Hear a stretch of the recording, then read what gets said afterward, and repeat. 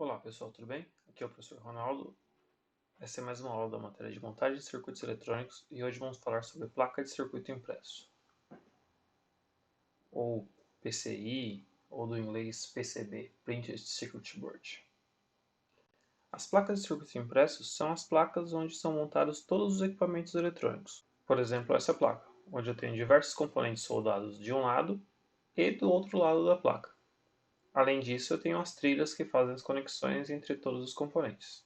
Essa é uma placa de circuito impresso ainda desmontada. Nela podemos ver o espaço para soldar todos os componentes. Essa placa não possui espaço para solda dos componentes na parte de baixo. A parte de baixo é apenas para trilhas. As placas de circuito impresso podem ser de fenolite, FR1 ou FR2, que são placas como essa. O fenolite é esse material marrom que vemos do lado onde os componentes estão posicionados. Na parte de baixo da placa é aplicado um verniz da cor que você quer que a placa fique. O fenolite é um laminado à base de papel craft e resina fenólica. Ele é muito utilizado para placas simples como essa que eu mostrei para vocês. Um material melhor que a fenolite é a fibra de vidro. O padrão mais utilizado no mercado atualmente é o FR4. Essa é uma placa de fibra de vidro. Podemos ver que ela é praticamente transparente. As trilhas estão apenas no layer de baixo e conseguimos ver ela pelo layer de cima. Esse laminado é feito à base de tecido de vidro e resina epóxi. As placas de circuito impresso podem ser faces simples, onde eu tenho apenas uma camada de cobre, apenas um layer.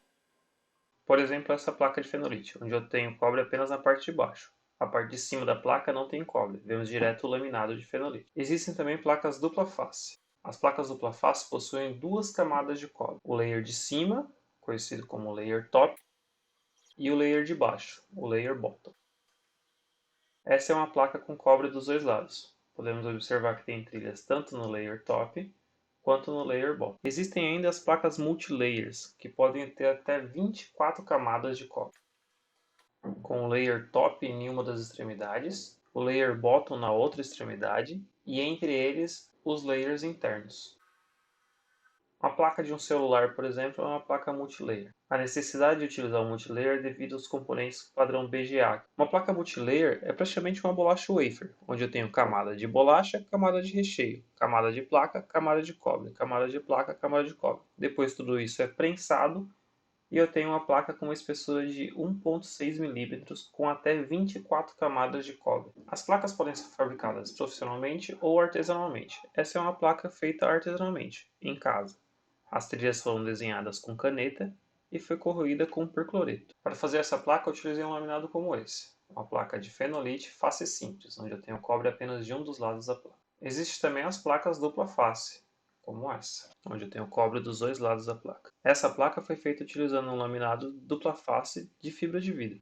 Essa também é uma placa feita artesanalmente, uma placa dupla face utilizando um laminado de fenolite. Ela possui trilha dos dois lados, utiliza componentes SMD e para ficar com esse aspecto verde foi utilizado um verniz. A grande limitação das placas feitas artesanalmente é não possuir vias como essa. Uma via é um furo que conecta uma trilha que está de um lado da placa ao outro lado da placa. Fazer uma placa dupla face sem utilizar vias é um grande limitador para o layoutista, pois ele vai precisar utilizar os pinos dos componentes como via de passagem. É o caso dessa placa. Veja que todas as trilhas terminam nos pinos dos componentes, tanto de um lado da placa quanto do outro. Se gostou do vídeo, clique no botão curtir, deixe suas dúvidas e sugestões aqui embaixo nos comentários e se inscreva no canal.